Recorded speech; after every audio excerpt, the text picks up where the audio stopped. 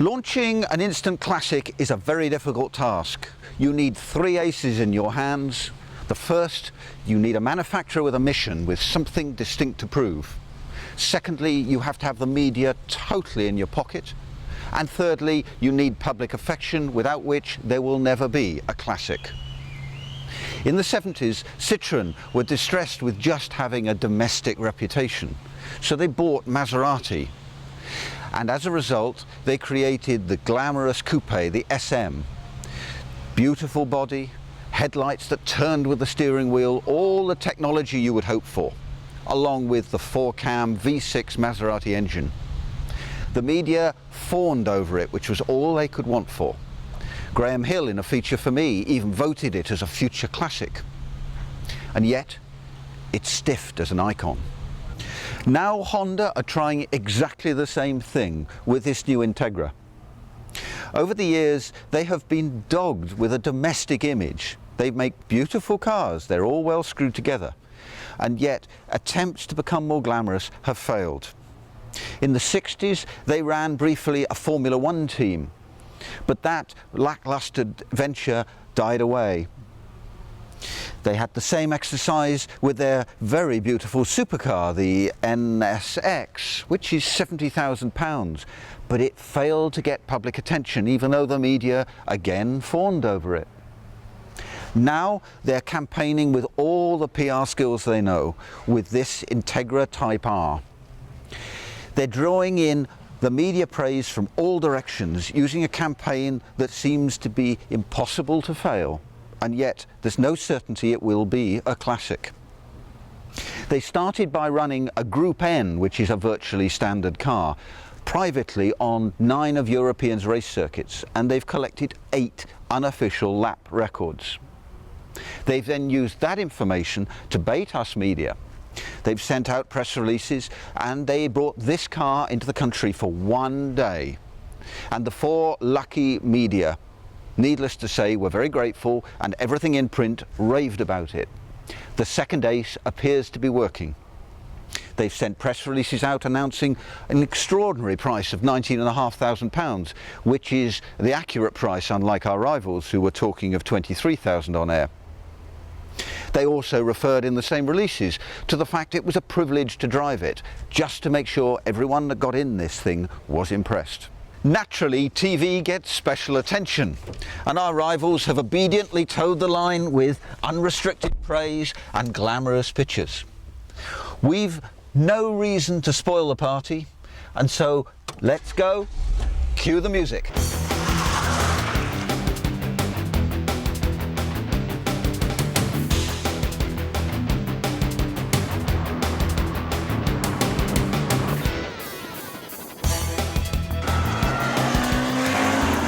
All those traditional passing shots.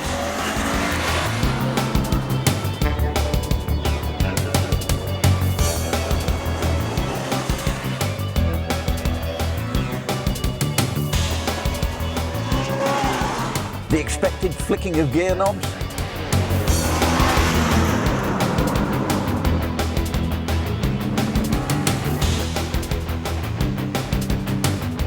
Glowing journalists have actually placed this car on a sort of high-performance altar, and certainly it is the most powerful 1.8 non-turboed engine in the world at the moment. But if you look at the figures in comparison to the stunningly styled Fiat Coupe, and you'll see that the Honda is great, but it isn't actually God.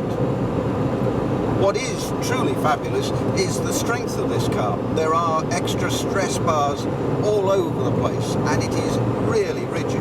It is truly fun to throw around the circuit because the combination of the really high revs that the VTEC engine will give you and a rigid platform really makes you feel like a godlike figure.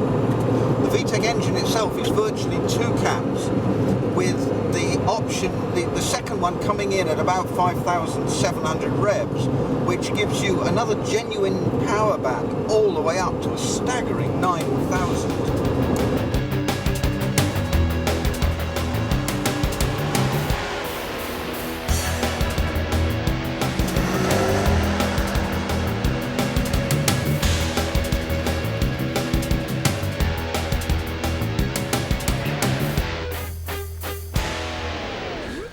So what has Honda really been up to? The Integra range has been going in Japan for around 12 years and is really just a domestic range of cars. There's nothing important about them at all. This is the top of the range for Japan and again has been out for a while. Curiously enough, it's suddenly now launched here. And it doesn't really win any awards for beauty.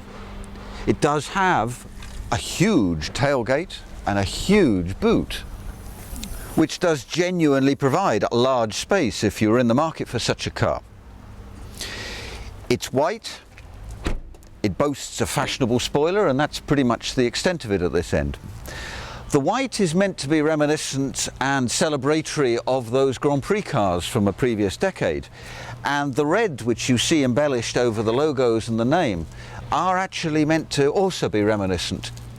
I actually was at Silverstone during testing with the original F1 cars. From my memory, it was actually orange. And at the front end, the important news, which of course is their VTEC engine. It's curious that, like with the Citroën, the important element is up front. This is a magnificent beast, and they should be very, very proud of the engineering that's gone into it.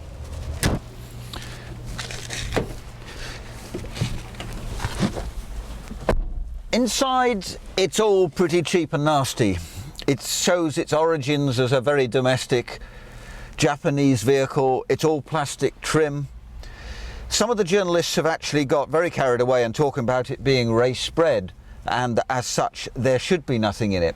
The truth is, Honda have kept this car very light, so the figures are high for us. However, air conditioning, hi-fi, even a CD are listed by them in their press releases as extras. Strange analogy again with the Citroën.